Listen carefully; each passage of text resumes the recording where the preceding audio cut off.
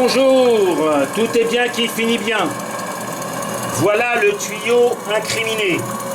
Ce tuyau qui partait de la nourrice, qu'on appelle une nourrice puisqu'il y a plusieurs entrées, rentrait dans la cheminée, faisait plusieurs tours et générait ce qu'on appelle une surchauffe.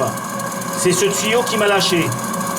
La difficulté que j'ai eue, c'est que les pas de vis que j'utilise en standard sont du 675. Et bien sur cette machine, c'est pas du 675. Donc j'ai été obligé de couper le vieux tuyau pour récupérer les écrous et monter mon tube de 4. Alors le tube de 4 n'est pas encore isolé, je vais le faire maintenant que je sais que ce que j'ai fait est bon. Maintenant je fais mon test d'autonomie. Alors j'ai rempli la chaudière à ras-bord, donc le niveau est encore là, je viens de démarrer et j'arrive à faire tourner la machine au ralenti. Alors, petit détail aussi, j'ai mis aussi un petit coton ici pour moins me brûler. Regardez, j'accélère. La machine prend des tours. Alors elle fuit, elle fait ce que vous voulez, mais ça c'est pas grave. Mais elle se débride, puisque je suis en train de la rôder en fait. Je l'ai gavé d'huile. Alors je ralentis.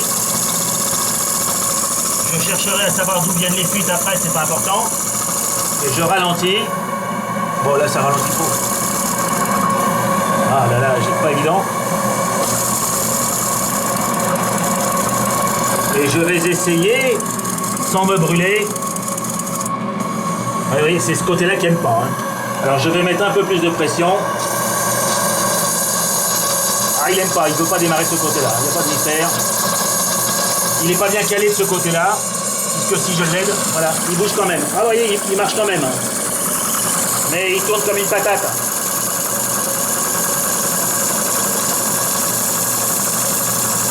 Et il s'agite. J'espère que vous le voyez s'agiter. Il bouge. Je ralentis. Et il bloque. Dans ce cas-là, je rebascule sur... Ah vache, ça me brûle. Je coupe complètement l'arrivée. Ah, il se bloque hein, sur la reverse de temps en temps, visiblement, avec la pression. C'est archi bouillant parce que comme je suis un peu plus de 2 bars, hop, voilà, là je bascule. Et normalement il redémarre dans ce sens-là. Non, dans ce sens-là j'ai dit grand. Voilà. Là il va bien là. Donc il faudra que je revoie là-haut là. Au niveau des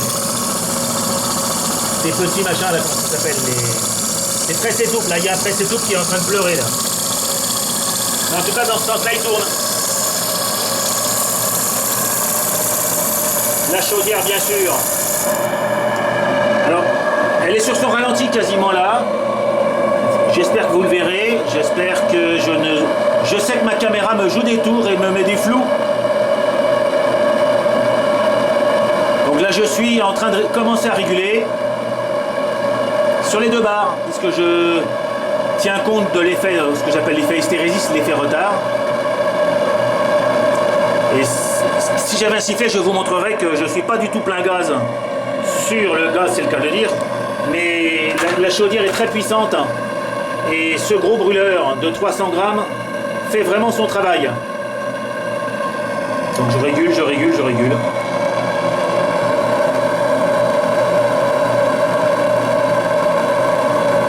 Tranquillement, de plus en plus.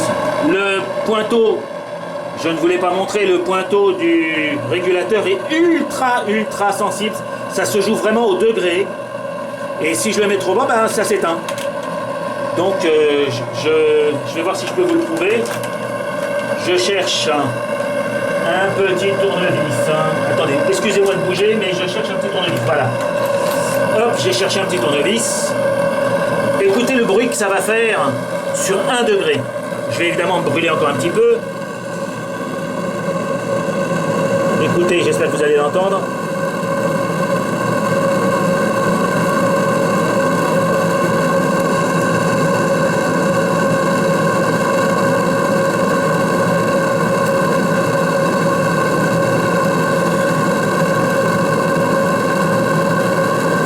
Bon, écoutez, je suis déjà quasiment à fond, donc je vais rien toucher parce que le mieux, comme on dit, est toujours l'ennemi du bien. Donc je redémarre. J'espère que la machine va bien vouloir reprendre. Ça va, elle était chaude donc. J'ai commencé ce test il y a 9 minutes. Donc c'est 9 minutes. Je ralentis un petit peu. Et je constate, je dézoome un peu pour que... Est-ce qu'elle veut bien rezoomer proprement? Ah, elle n'est pas claire, hein, excusez-la. C'est clair là, ouais.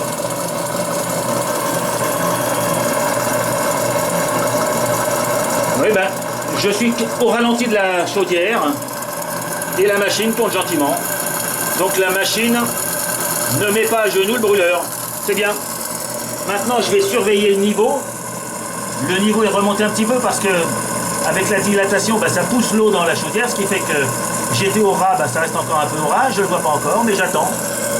Sachant qu'un 100 par 200 doit contenir à peu près un bon litre d'eau, et je dois pouvoir en utiliser au moins 600 ou 700 centilitres, au moins 600, donc on va voir. À défaut de bien fonctionner, la machine ne consomme pas trop, à part qu'elle en crache un peu partout, mais bon. La salle de bain sera nettoyée, rassurez-vous, et madame aussi. Je ne sais pas si je vous l'avais montré, mais j'ai aussi viré la soupape qui déconnait pour mettre un bouchon. Alors je peux aussi vous montrer comment la soupape fonctionne. Voilà, regardez. Alors elle est réglée sur 3 barres, mais je peux la dérégler. Regardez, si je la desserre, tout d'un coup, le ressort se détend. Paf, elle se déclenche. Ah bah tiens, regardez du coup. Écoutez.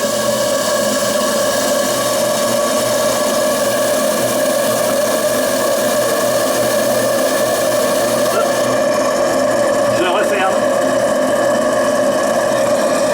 Vous avez entendu comme le régulateur a fait son travail, il est remonté, il est très efficace, pas de souci. Et du coup j'ai fait baisser la pression, mais ça n'a pas empêché la machine de fonctionner.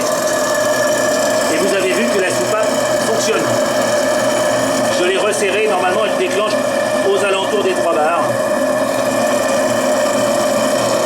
Là je suis aux alentours des 2. Allez, je zoome, j'essaye, j'espère. Oui, c'est ça. Puisque j'entends encore un peu le régulateur, enfin le brûleur qui n'est pas tout à fait au ralenti total, donc je suis aux alentours des 2 barres. Parfait. Voilà, bah écoutez, je vais laisser tourner ça pendant un petit moment et chronométrer le temps de fonctionnement et en même temps le rodage.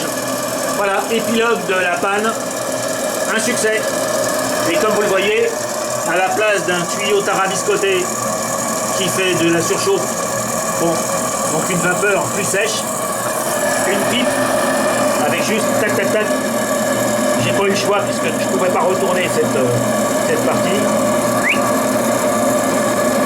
Un tube tout droit.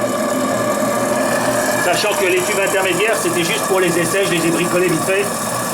Enfin, pas le graisseur, c'est un vrai graisseur, mais les tuyaux ne sont pas du tout ceux d'un fonctionnement dans un bateau. Voilà.